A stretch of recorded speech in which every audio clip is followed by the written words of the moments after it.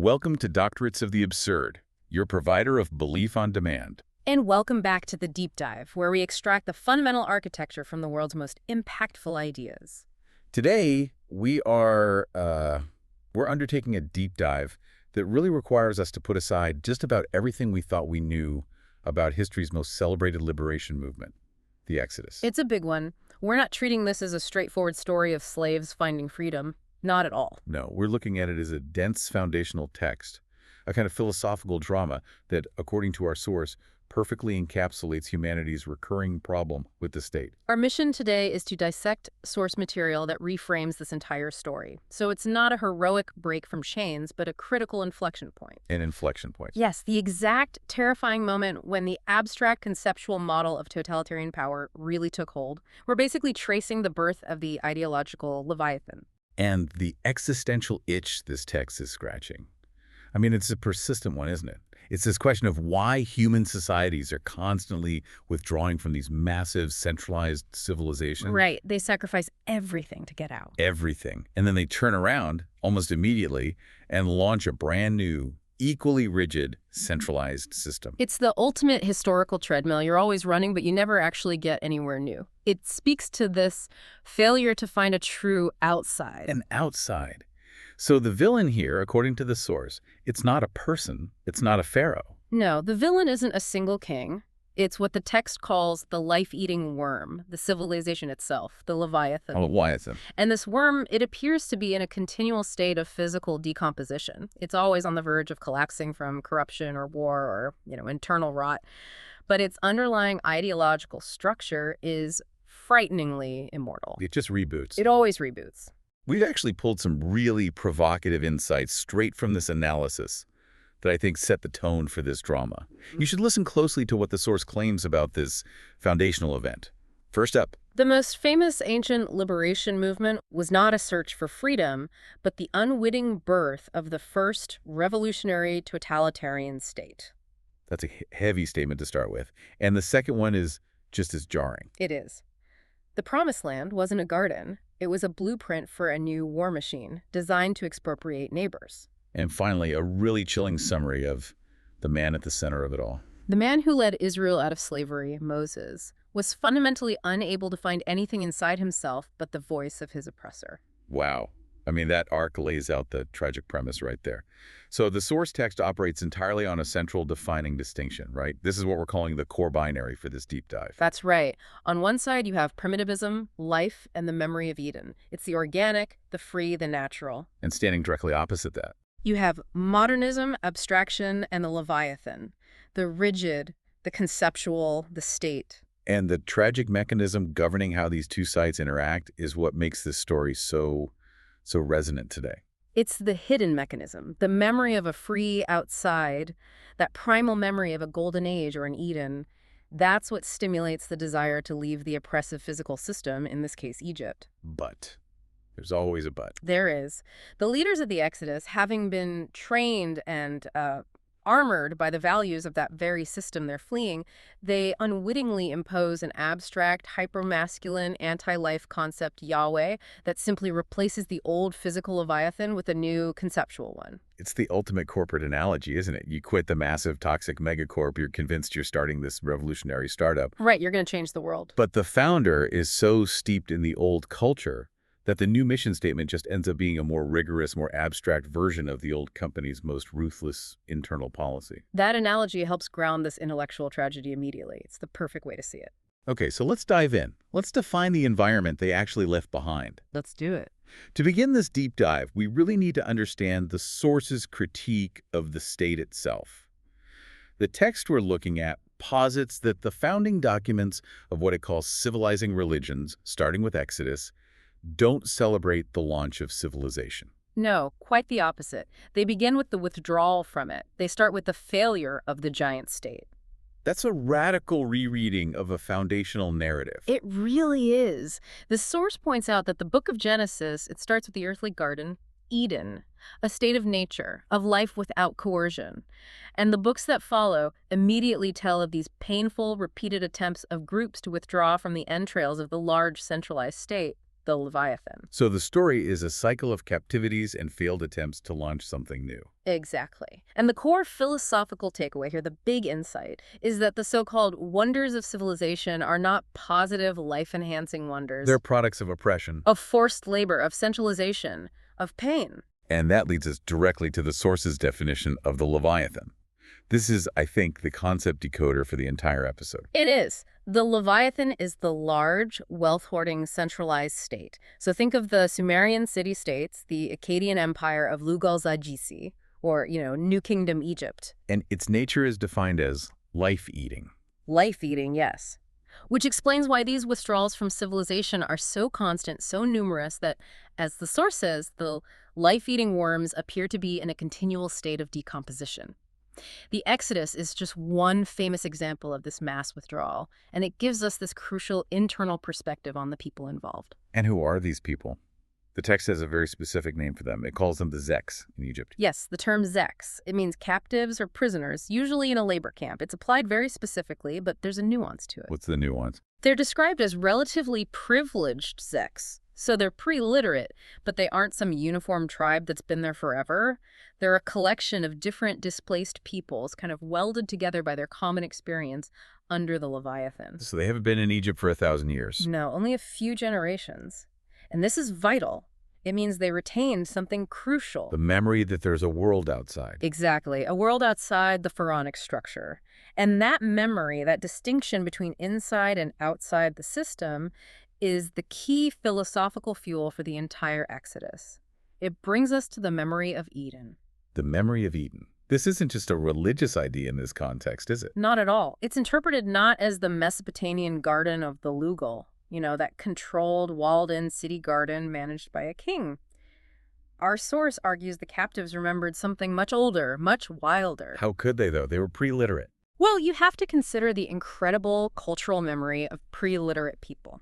The scribes who wrote this down generations later, they could accurately record political and military events that we know today through clay tablets. If they could remember the deeds of distant pharaohs and Hittite kings. They could certainly remember their own immediate ancestors. Without a doubt. So this is a real social memory, not just some mythic projection.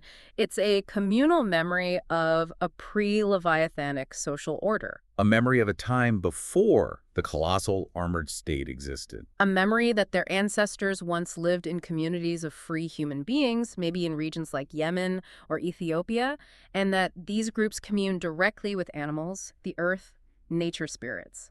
The source strongly implies that what they call Eden is synonymous with the historical memory of the Golden Age. And this introduces our next key term, primitivism. This is what they're actually trying to get back to. Primitivism in this context is that nostalgic state of existence they remember. The text defines it so pointedly, a stage that was not a mode of production. That's a crucial distinction. It's everything. Their lives were defined by being free, by communion, not by the relentless material accumulation or the forced labor that was the very essence of the Egyptian system.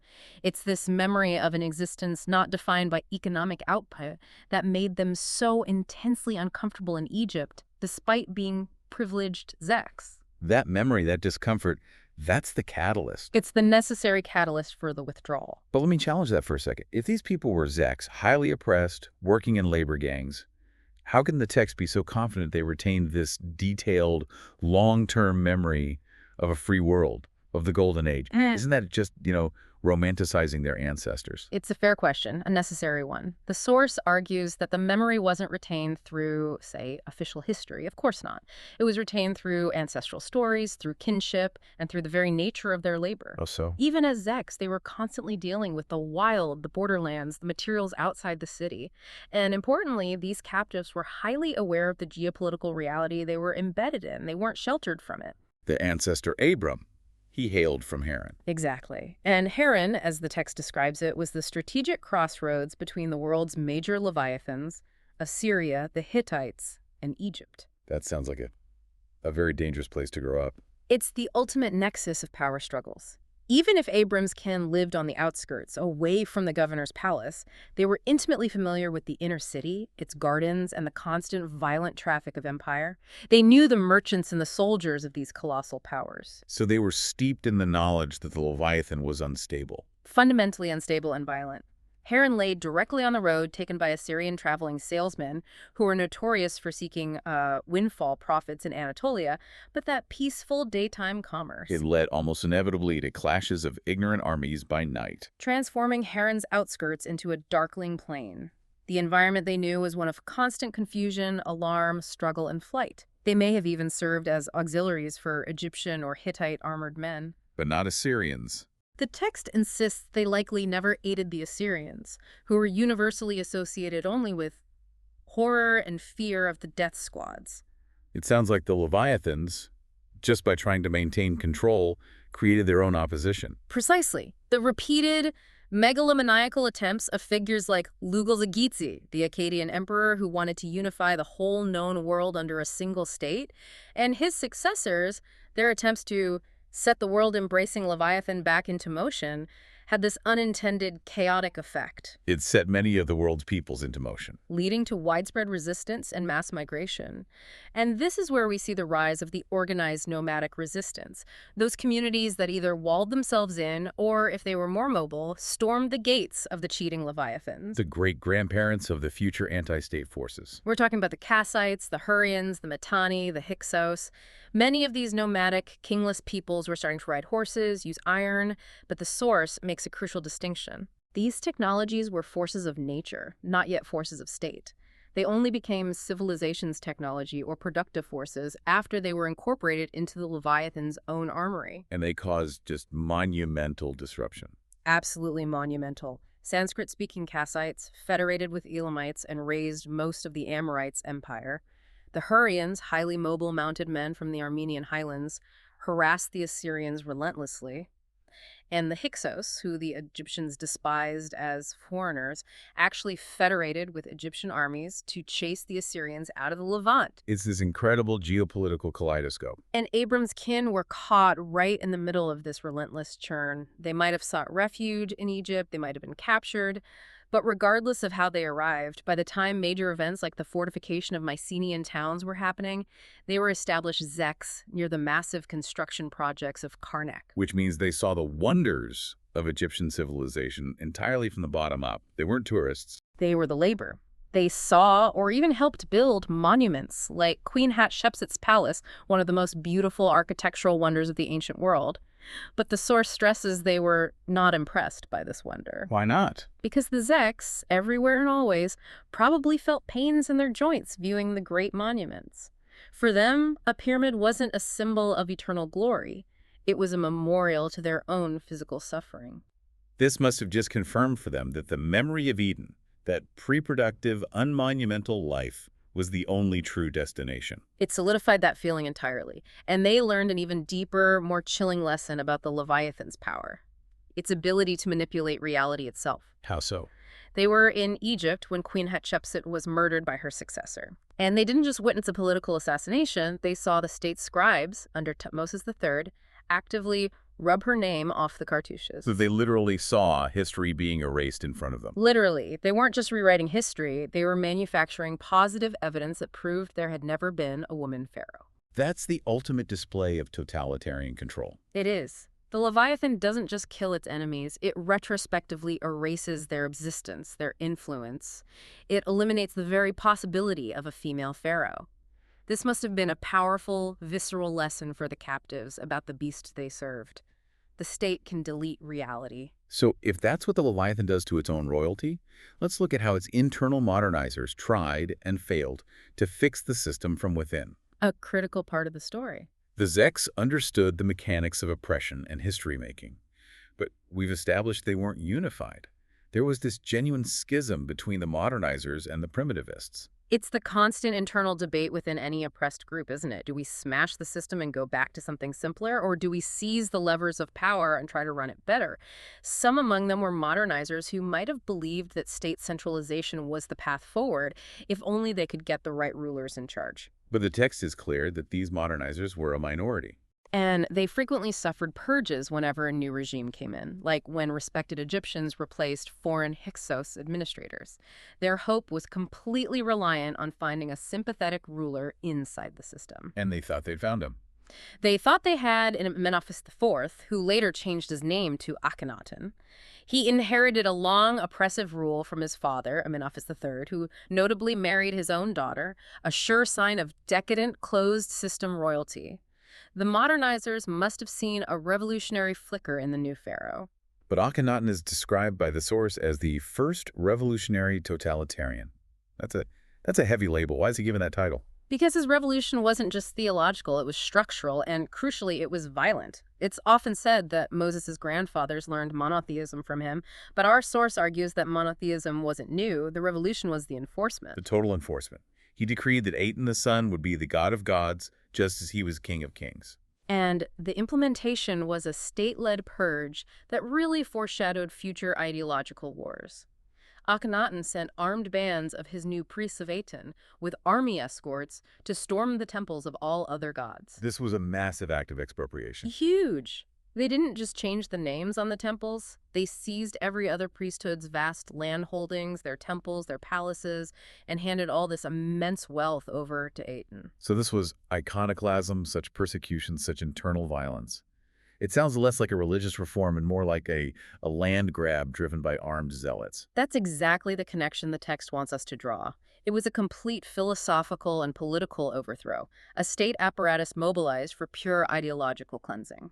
A clear forerunner to the religious and secular purges that would devastate other regions millennia later. And, crucially for the modernizers, this revolution failed. It failed catastrophically. When the conservative priests loyal to the ousted gods rose up against Akhenaten, a counter-purge began. The political pendulum swung violently back. And of course, foreigners who had found favor with the monotheistic pharaoh were instantly suspect. A new purge of foreigners began. Right after Akhenaten's fall. So this instability, the rise and catastrophic fall of the modernizers' best hope, it created the perfect window of opportunity for the primitivists to leave. The timing was essential. Akhenaten had actually done them a geopolitical favor. He abandoned the Levant to call his armies home to smash idols. That left the periphery less guarded.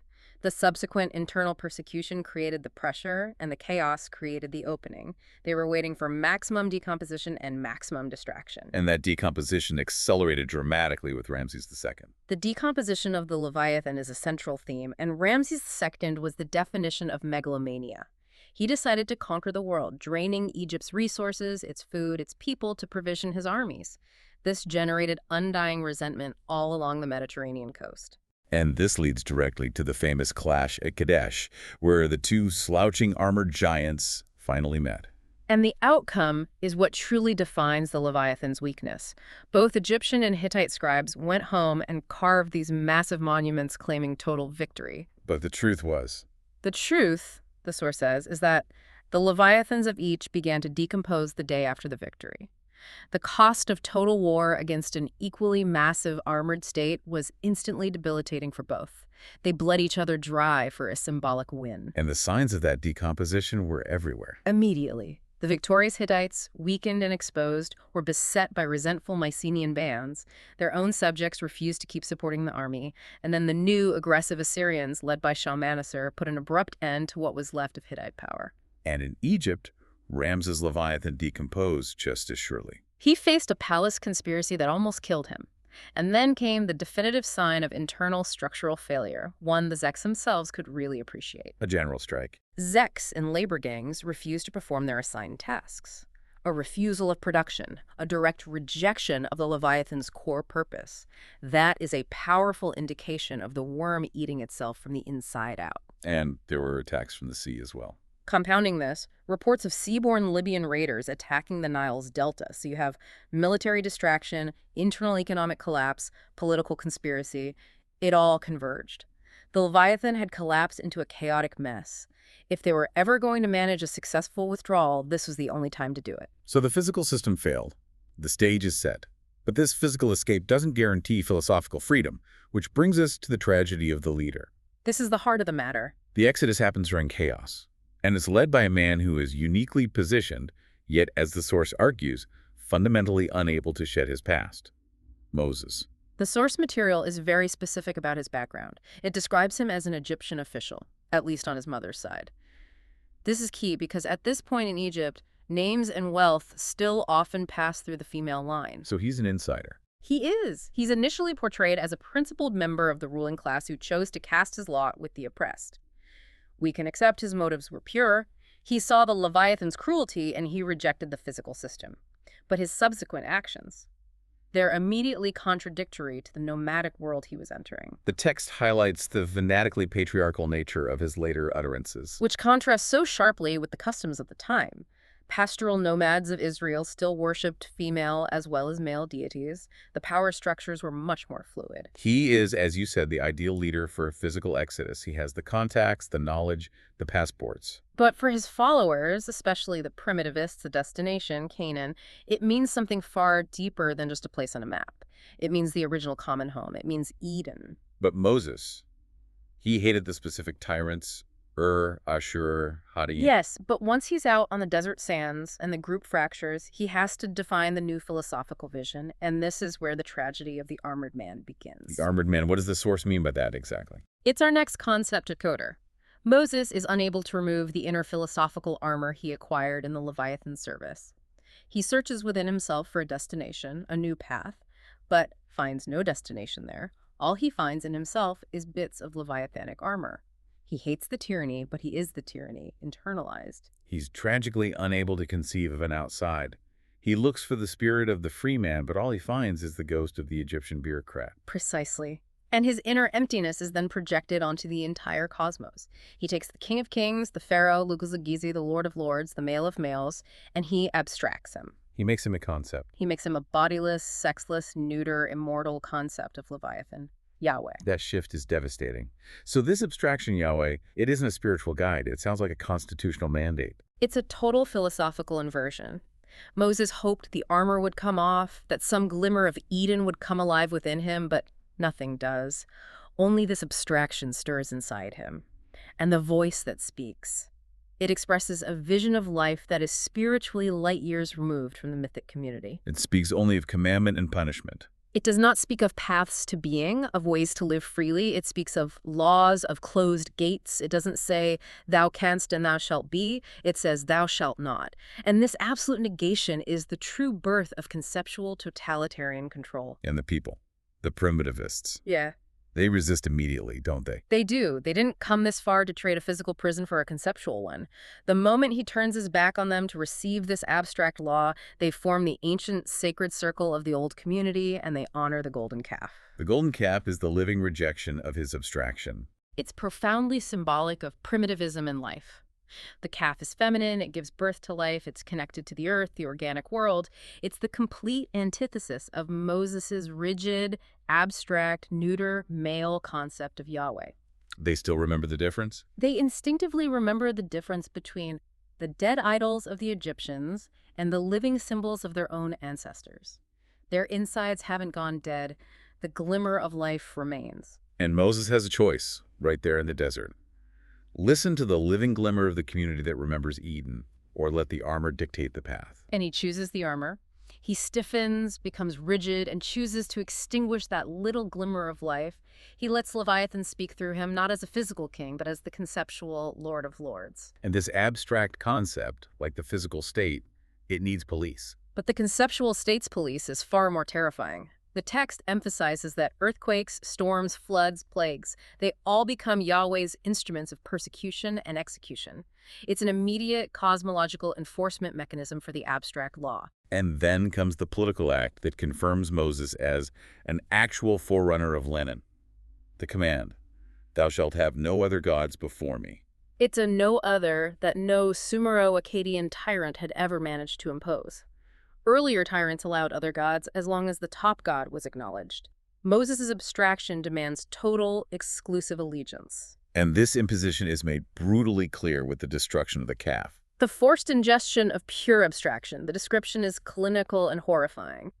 And he took the calf which they had made and burnt it with fire and ground it to powder and strewed it upon the water and made the children of Israel drink of it. The source says they are forced to eat their freedom. They are made over into Zeks once more. The pharaoh's former official knows that captives from free communities have to be domesticated and broken. But the calf worshippers resist. They rebel. They're ready to withdraw again, realizing they've just replaced one Leviathan with another. And this forces Moses to make the armor visible, to turn the conceptual state into a physical police action. He stops being a medium and becomes the tyrant himself. He sets in motion a general purge with a physical police force. And the sons of Levi are given the command. The chilling instruction, "Put ye every man his sword upon his thigh, and slay every man his brother, and every man his companion, and every man his neighbor." That's chilling. Slaying his brother, his neighbor, for an idea. 3,000 men fell, and this calculated massacre of kin by kin, driven by a new abstract concept, is definitively labeled by our source as the first Holocaust perpetrated in the name of Yahweh. The anti-human, anti-natural face of what will later be called totalitarianism is revealed in full force. Every speck of human skin, of kinship, has to be concealed and subordinated to the new concept. Leviathan is deaf, unjustified, and unexplained. We are so used to concepts like science, technology, the secular state today, that we often fail to register the sheer inhumanity of this man's original vision. But the remaining people are devastated. They can't stomach this regression. Moses knows that if he doesn't act quickly, the mass murder will be followed by mass suicide, or a second successful exodus, this time led by someone who actually remembers the garden. So he brings out the covenant. He offers a reward to the surviving Zeks, the promised land. But the text is clear. In this new land, they will remain Zeks, committed to the abstract concept. The land will not be Eden.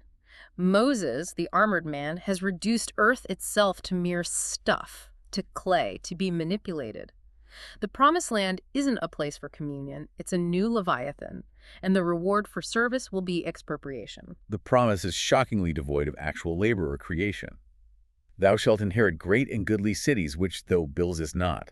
And houses full of good things which thou fillest not, and vineyards and olive trees which thou plantest not. This is not community. It is a contract for conquest and loot. And this promise is the official declaration of war against everything outside the system. He commands them to drive out kin, the Canaanites. Because Leviathan has no kin. Whoever stands in the way, whatever lives outside it, is its enemy. And this brings us to the ultimate philosophical pivot, the core of the abstract totalitarian mandate. This is the mic drop quote from the text. The instruction is to subdue it, and have dominion over the fish of the sea, and over the fowl of the air, and over every living thing that moveth upon the earth. This, according to our source, is Leviathan's declaration of war against all life. This redefines the conceptual space of the conflict. The concept of wilderness, which once meant untamed nature or the path to Eden, has taken on this awesome and terrifying meaning. It now refers to every living thing that moveth upon the earth. The very existence outside of the structured, armored concept is now the ideological enemy. The abstract state requires total control, not just over people, but over the physical world. It transforms the memory of Eden into a military objective to be subjugated. So Moses, the armored man, he dies outside the promised land. But the conceptual Leviathan he created. It's immortal. And that immortal concept immediately takes physical form when they enter Canaan. The sons of Levi, the defense league from the massacre, they arrive not as lost kin returning home, but as the nemesis of their former kin. They arrive like Tukulti-Ninurta's armed Assyrians, a foreign conquering force. Yeah. The fanatical patriarchy is also fully entrenched, driving this new war machine. The mindset is fully formed and ready for total war. And the source argues that this specific conceptual totalitarianism, it foresees future monstrosities that earlier physical tyrants like Lugal couldn't even dream of. Because earlier tyrants were limited by geography, by their own human vices.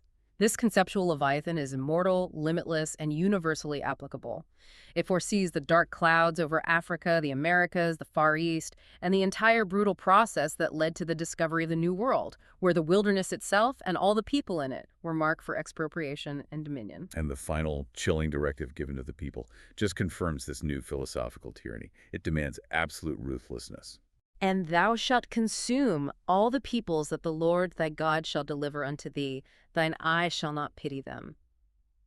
This is more than just a description of ancient conquest. It's the philosophical blueprint for future total wars, conquests, and genocides.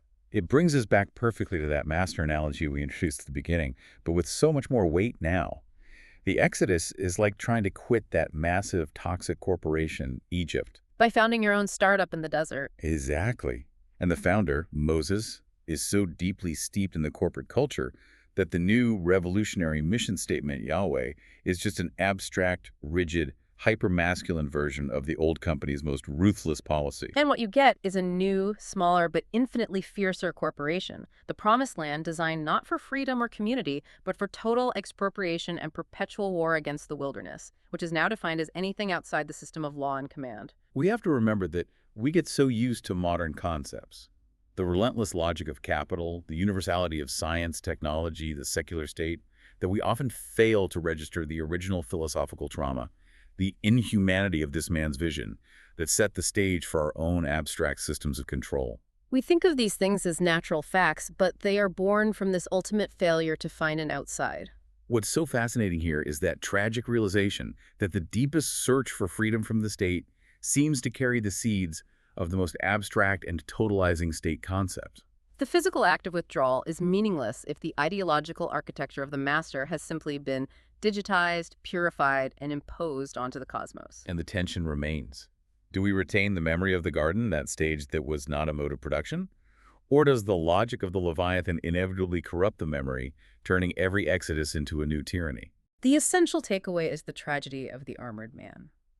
It shows us that to survive one system of oppression, we put on an armor that often prevents us from building anything truly new. That armor ensures that we only rebuild the master's house with the master's tools, only making the blueprint more severe. It's deeply ironic that this man, for whom there was no outside, no true concept of Eden, should have been the one to lead the others out. The text suggests the struggle is less about territory and more about recognizing that the armor we put on to survive one Leviathan might be the conceptual fuel for the next one. And so we leave you with this question for reflection. If you could leave your own modern Leviathan today, whether it's an economic system, a political regime, or a social structure, what voice, what concept would you find stirring inside you to lead the way? Would be the memory of Eden, of a life free of production? Or would it simply be a new, more abstract and more uncompromising version of the Lord of Lords?